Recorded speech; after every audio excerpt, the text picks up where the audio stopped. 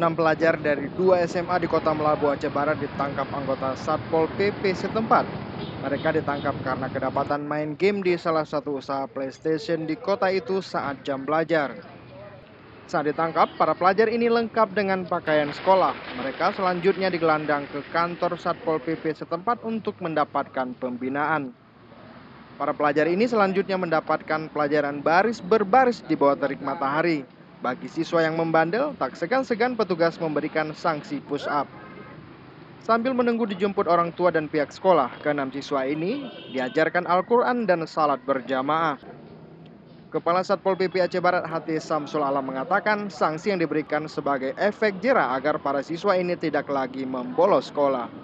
Berkaitan dengan upaya pembinaan ini tentunya terlibat semua pihak, dan ini juga menjadi pengharapan kami selaku Kasatpol PP dan pihak Kabupaten Aceh Barat. Siapa itu? Yang pertama pemerintah tentunya, dalam hal ini kami telah melaksanakan tugas. Tentunya mohon maaf sekali pihak sekolah tidak hadir, kami tidak akan mengembalikan mereka. Kemudian orang tuanya tidak hadir, berarti juga menandakan tidak ada etikat baik dari pihak orang tua. Terpaksa adik-adik ini, anak-anak ini kita bina di sini sampai dijemput oleh pihak sekolah dan oleh pihak orang tuanya.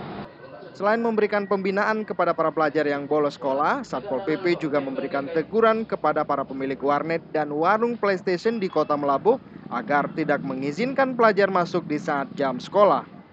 Dari Melabuh, Arif Fahmi melaporkan untuk Aceh Video.